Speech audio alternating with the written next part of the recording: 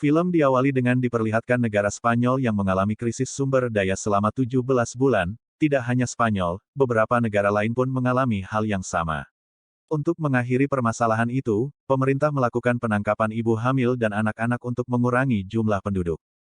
Kemudian diperlihatkan sepasang suami istri bernama Mia dan Nico serta beberapa warga yang akan kabur dari negara Spanyol melalui jalur ilegal. Dengan keadaan Mia yang sedang hamil, Nico nekat mengambil keputusan itu supaya Mia tidak ditangkap oleh pemerintah.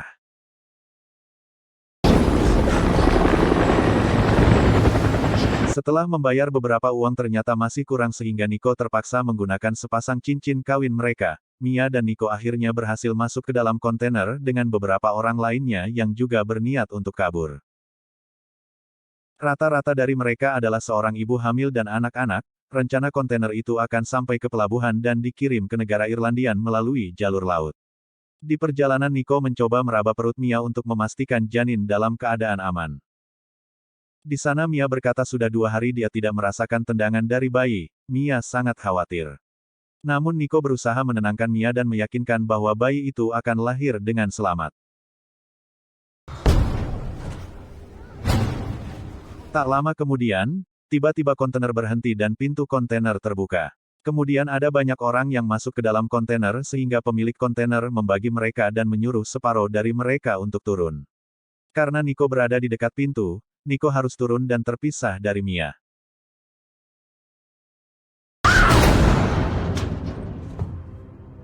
Mia menangis ketakutan dan mengintip dari lubang kontainer. Mia melihat Nico masuk ke kontainer lain berwarna hijau yang bertuliskan nomor 107. Mia pun langsung menelpon Nico, dan Nico berusaha menenangkan Mia dan akan berusaha keras supaya bisa bertemu Mia lagi saat di pelabuhan.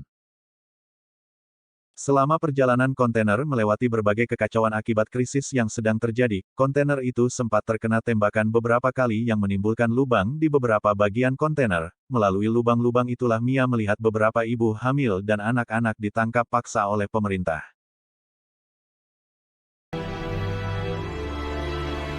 Tak lama kemudian kontainer yang membawa Mia berhenti di tempat pemeriksaan. Para polisi akan memeriksa kontainer yang akan melewati jalan itu untuk memastikan tidak ada orang-orang yang menyeberangi pelabuhan dengan ilegal. Polisi pun membuka kontainer dan ternyata kontainer sudah kosong. Ternyata kontainer itu memang didesain dengan 2 ruangan supaya polisi tidak mengetahui orang-orang yang bersembunyi.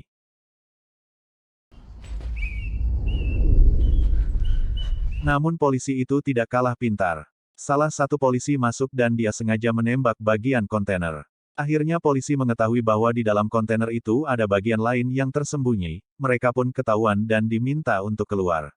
Dengan perkataan yang halus, polisi itu pun berjanji tidak akan menyakiti mereka dan akan membawa mereka ke tempat yang aman.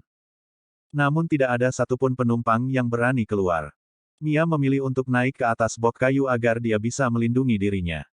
Setelah mendengar rayuan dari polisi, tak lama kemudian salah satu penumpang membuka pintu. Namun siapa sangka, polisi langsung menembak semua warga yang ada di sana. Dan hanya Mia yang berhasil selamat dari kejadian itu karena sampai akhir Mia tidak ketahuan. Mia langsung menghubungi Nico untuk bersembunyi, karena kontainer Nico juga pasti akan diperiksa, Mia tidak mau kehilangan Nico. Kontainer pun kembali jalan. Kini hanya ada Mia di kontainer itu. Tak lama kemudian kontainer sampai di pelabuhan. Kontainer itu dan beberapa kontainer lainnya kemudian diangkut ke atas kapal dan dikirim ke Irlandia. Mia berusaha menghubungi Nico namun tidak dapat jawaban sama sekali. ¿Dónde estás? ¿Por qué no me contestas? Kapal pun berlayar. Saat malam tiba kapal pengangkut mengalami goncangan hebat akibat hujan dan badai di tengah lautan. Orang-orang yang masih berada di dalam kontainer pun berteriak minta tolong, begitupun dengan Mia. Sayangnya tak lama kemudian beberapa kontainer jatuh ke laut akibat goncangan yang begitu keras. Akibat kejadian itu membuat Mia terlempar dan membuatnya pingsan.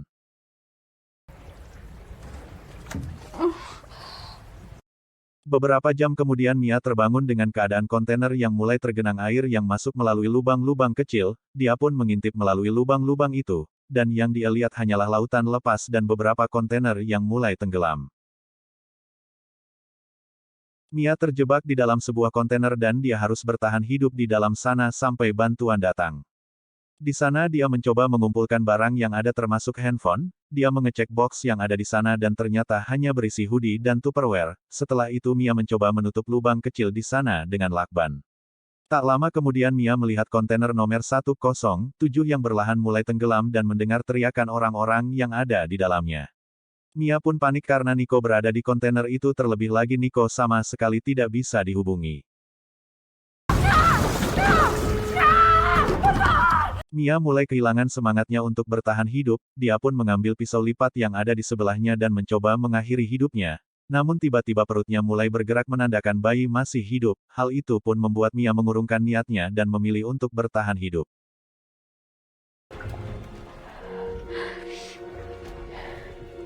Keesokan harinya Mia bertekad untuk bertahan hidup di kontainer tersebut. Dia pun mulai membenahi ruangan dan menandai dinding kontainer dengan lakban.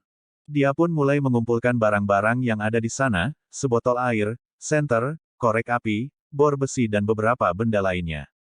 Tak lama kemudian Mia mendapatkan telepon dari Nico. Tak disangka Nico ternyata masih hidup karena supir yang membawa kontainernya menipu para penumpang dan meninggalkan mereka di luar kota. Mia pun memberitahu Nico apa yang terjadi. Nico meminta Mia untuk tetap tenang dan dia berjanji akan segera menyelamatkannya. No, no, no. Espérate un poquito, espérate un poquito. Di malam berikutnya kontainer Mia kembali dihantam oleh hujan dan badai. Dan tanpa diduga tanda melahirkan tiba-tiba datang. Mia harus berjuang melahirkan anaknya sendirian di tengah badai. Dan Mia akhirnya melahirkan seorang bayi perempuan. Bayi itu dilahirkan dalam keadaan gelap dan dingin, untungnya bayi itu masih bisa diselamatkan. Setelah anaknya lahir Mia istirahat sambil mengeluarkan ari-arinya sendiri dan dia simpan di dalam Tupperware. Tak lama kemudian anaknya terus menangis. Anaknya belum bisa menyusu, Mia kebingungan bagaimana cara menenangkan bayinya yang menangis. Bayi itu pasti kelaparan, Mia juga kesusahan untuk mengeluarkan ASI karena kekurangan asupan makanan. Karena hal tersebut Mia akhirnya berusaha memenuhi asupan makanannya dengan makan dan minum seadanya. Hari demi hari makanan dan minumannya mulai habis, namun sampai saat ini Mia masih terjebak di dalam kontainer. Akhirnya Mia mulai mencoba untuk melubangin langit-langit kontainer supaya dia dapat keluar dan mencari makan. Sayangnya belum sampai selesai alat bornya rusak, hal itu membuat Mia sangat frustasi. Akhirnya karena keadaan yang lapar dan kehausan, Mia terpaksa memakan ari-ari bayinya sendiri demi tetap hidup. Keesokan harinya Mia berusaha melubangi kontainer dengan pisau lipat namun sayang pisaunya pun ikut rusak. Semakin lama Mia semakin lemah dan tak berdaya. Untungnya di atap kontainer ada uap air. Mia meminum uap itu, dan sampai suatu malam Mia memimpikannya putri pertamanya yang bernama Uma. Uma menjadi korban penangkapan pemerintah saat peraturannya baru saja diberlakukan. Hal itulah yang membuat Nico berusaha membawa Mia kabur dari Spanyol karena dia tak ingin Mia dan calon bayi mereka juga ditangkap oleh pemerintah.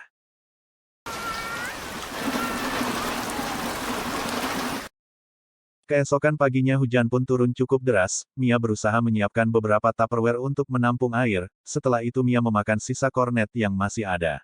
Setelah melihat wadah kornet, Mia mendapatkan ide untuk menarik lubang kontainer menggunakan ikat pinggang, dan untungnya hal itu berhasil. Setelah sekian lama akhirnya Mia dapat menghirup udara segar dan melihat bahwa di sekelilingnya hanya ada hamparan laut yang sangat luas.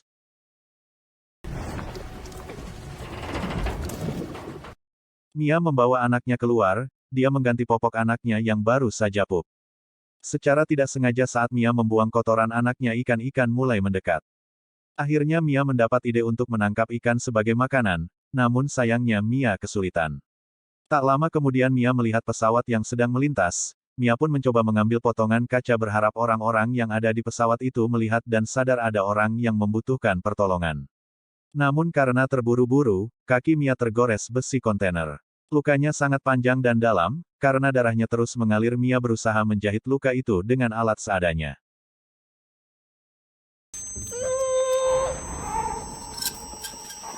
Di hari berikutnya Mia berhasil membuat jaring untuk menangkap ikan menggunakan headset yang ada di box. Dengan semangat dia membuang kotoran anaknya untuk memancing para ikan datang, usahanya membuahkan hasil dan akhirnya Mia dapat memakan ikan walaupun dalam keadaan mentah. Selanjutnya Mia mendapatkan ide lain, Mia melemparkan beberapa Tupperware yang berisikan kata minta tolong berharap ada orang yang akan menemukannya. Dan tidak terasa Mia dan bayinya sudah terdampar selama 12 hari. Tak lama kemudian tiba-tiba, Mia mendapatkan telepon dari Nico. Mia berharap Nico dalam perjalanan menolongnya, namun ternyata sebaliknya. Nico menelpon untuk berpamitan dengan Mia karena dirinya sekarang dalam keadaan sekarat. Nico kehilangan banyak darah setelah ditembak polisi pada saat perjalanan menyelamatkan Mia. Mia akhirnya memberitahukan Nico tentang anak mereka yang telah lahir. Hal ini membuat Nico bahagia di sisa-sisa terakhir hidupnya. Kini harapan Mia benar-benar hancur, dia tak tahu lagi harus berbuat apa dan dia bahkan seperti kehilangan alasan untuk bertahan hidup.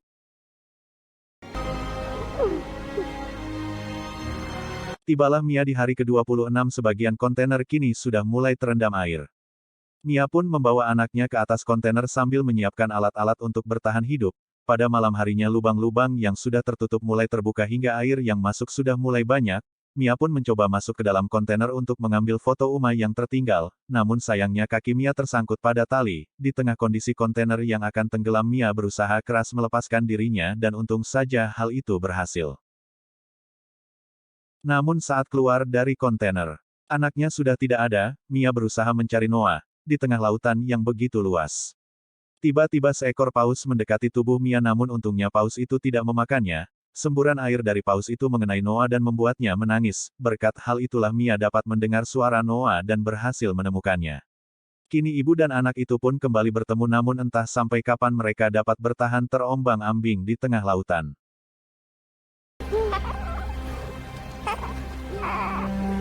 Keesokan harinya burung-burung camar berkumpul di sekitar Mia dan Noah karena bangkai-bangkai ikan yang ada di Tupperware. Hal itu menarik perhatian sepasang suami istri yang sedang berlayar sehingga mereka pun mendekat dan menyelamatkan Noah.